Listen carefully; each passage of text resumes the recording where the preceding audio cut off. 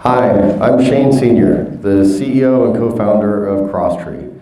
Crosstree is an investment bank that specializes in mergers and acquisitions in health sciences, specifically pharmaceutical services.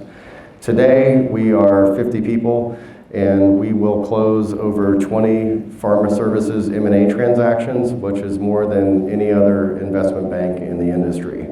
However, 3 years ago, we were 12 to 14 people. In fact, since founding the company for the last 15 years, we've been 12 to 14 people, and we've gone through this rapid 400% growth in the last 3 years.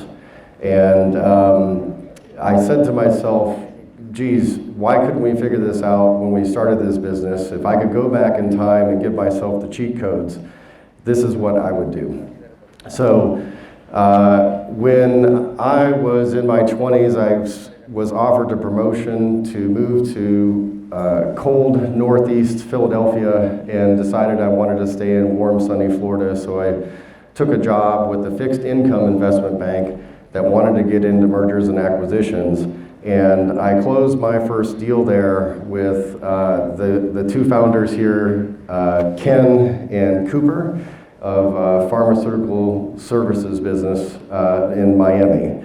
And a week later, it was announced that my firm was being acquired by the Royal Bank of Canada for its fixed income government municipal bond business. And they had no idea that there was this little M&A team that existed.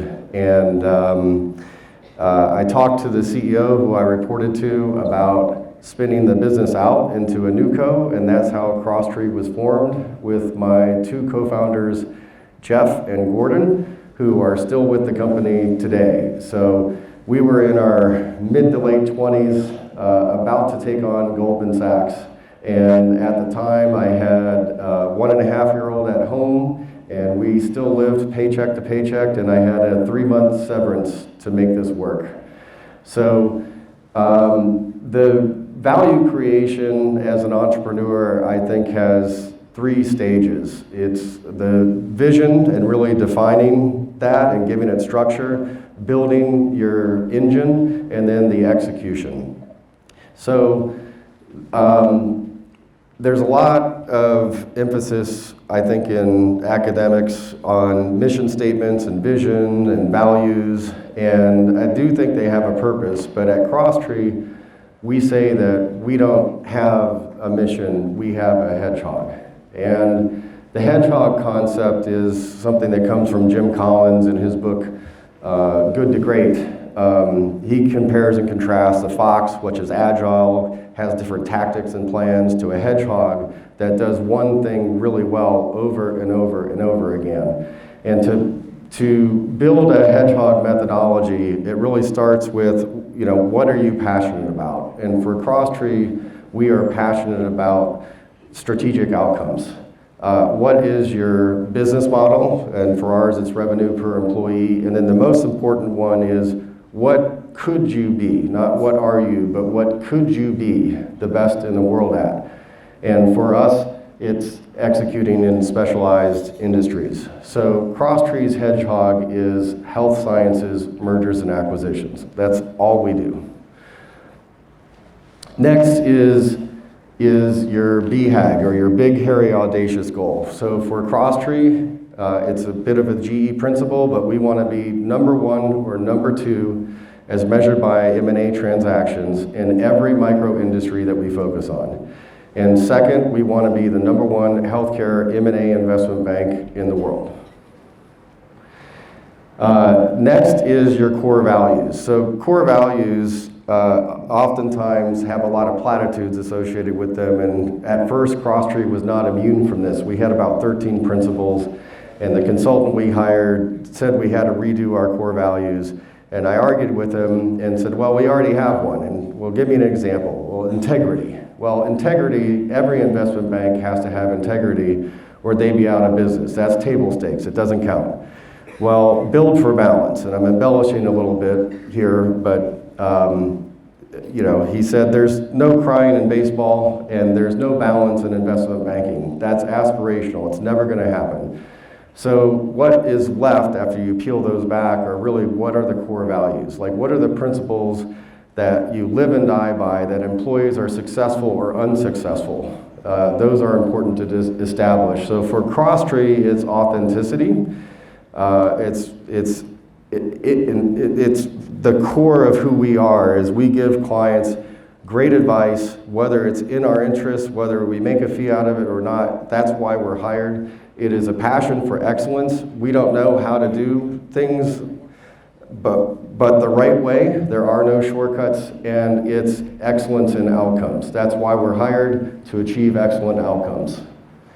You put these all together, and that's really what your vision is. It takes a lot of thought, a lot of work, and it's important to get this right so that you build the engine the right way. Next is what the entrepreneurial operating system, which is what we've adopted from the book Traction.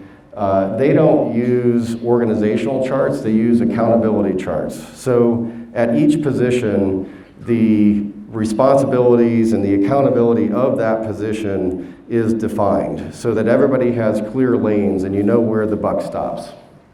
The other thing is, these organizations are dynamic. As we've grown from 20 to 40 to 50 people, the hats that we wear get bigger and bigger, and you have to take them off and start giving them to other people. And so those responsibilities and those accountabilities change as the organization grows. So you have to keep up with it.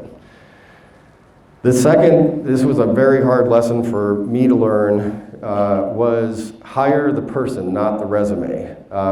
Investment banking is a highly competitive industry. It's got a turnover rate, an average of about 30%. We were going through a very high turnover rate, and we reduced ours from about 40 or 50% voluntary turnover to less than 10% by really focusing on hiring the right person that aligns with our core values.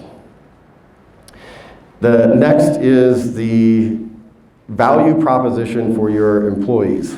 Everybody thinks about the value proposition to the customer, but in this world, recruiting employees is very competitive to get the best ones. And what is the value proposition to your employee? That's fundamental in the change in the retention that I talked about earlier. Next is the flywheel concept. So this is really how you start to think about strategically building your company's engine. And in the Amazon flywheel, as conceptualized, again, by Jim Collins and Good to Great, they start with lower prices leads to increased customers, which attracts more sellers, which leads to expanded distribution, which leads to revenues spread out over fixed costs to enable lower prices. So each step of the flywheel builds on itself. And you can envision, it's hard to push it at first, and then as you continue to push it, it builds momentum and snowballs on itself. So what does your business's flywheel look like? For Crosstree, it starts with recruiting smart, passionate people, and then have them specialize in an industry, and then promote that specialization, which leads to more engagements.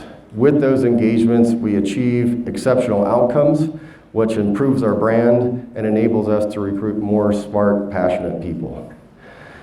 A unique thing that we've done is developed spokes around each element of the flywheel. So a spoke is a strategic initiative to support that effort.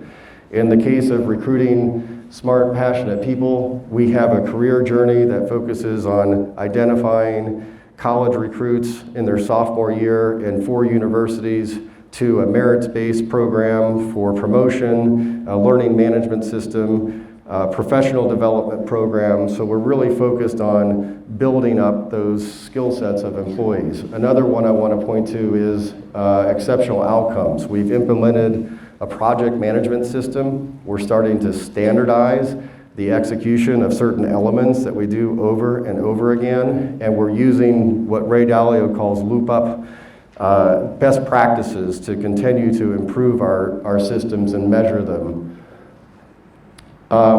Vision planning. How we go through vision planning is important, and there's a sequence to it that starts with the 10-year target and it ends with a quarterly cadence that you start to repeat over and over again.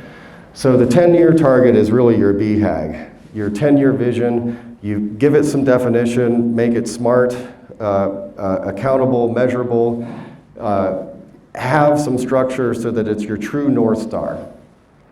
Then you set your 3-year target, and again, what do the revenues look like?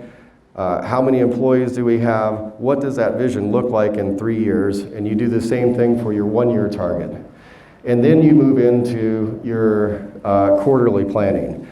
And quarterly planning is really managed through OKRs, objectives and key results, or ROCs as they're called in EOS. And you set 3 to 4 big goals for the quarter. If we achieve these 3 things, these 4 things, will we have a successful quarter? And those become the firm goals. The firm goals cascade down to your department goals, and then from your departments, they cascade down to employees.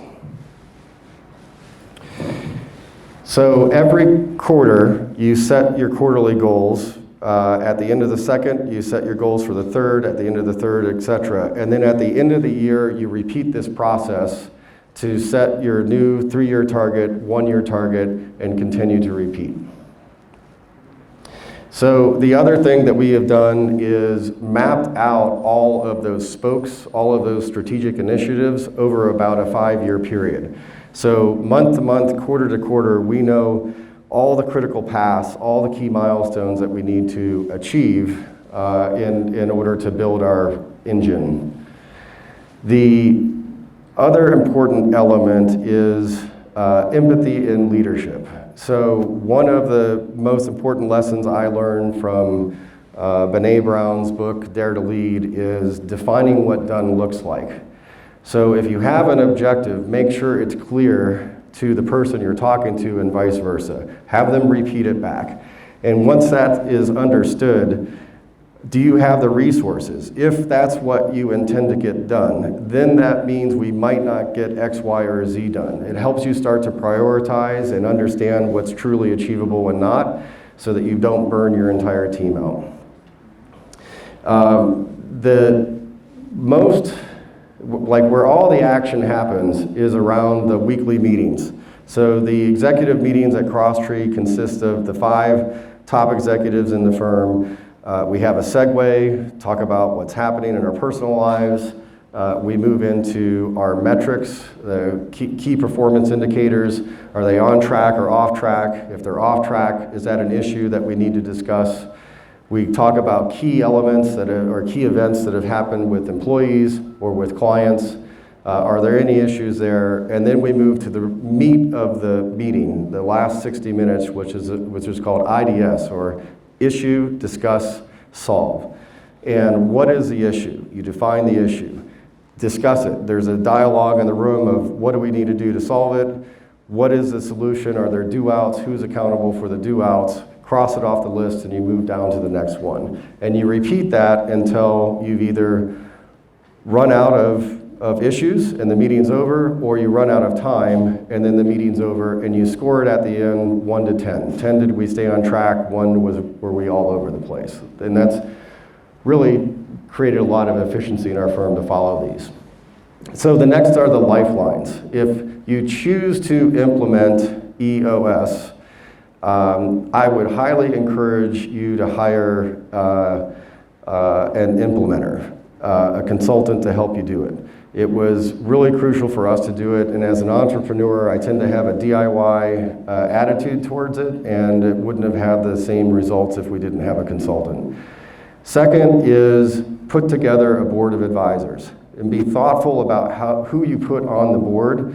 Have industry luminaries, have people that have done it before, pay them in equity, get them aligned with your vision to help you think about your business from the outside of the echo chamber that you're working in day to day. Also, get an executive coach. If you're leading the business, you're making tough decisions, you don't have people to bounce ideas off of next to you as partners, an executive coach, a leadership coach is a great person to help you, help you think through really tough decisions you have to make before you execute them. And then lastly is I would encourage you to have one-on-one peer meetings with fellow entrepreneurs. I have a monthly lunch with one of my good friends that's an entrepreneur, and 1 month it's about his issues and what I think of them and some advice, and the next month vice versa. And it's another helpful tool to help support the growth of your business. And then last are the key resources that I have found helpful, and I would categorize them into the visionary resources, and I would literally read them in this order. Foundational tools, and then in the middle is the book Traction, which I think is really great. It kind of takes a lot of these concepts like OKRs and synthesizes them into a really useful program. And then the last is leadership and empathy. How important it is to have communication and empathy in business these days, I think is underrated.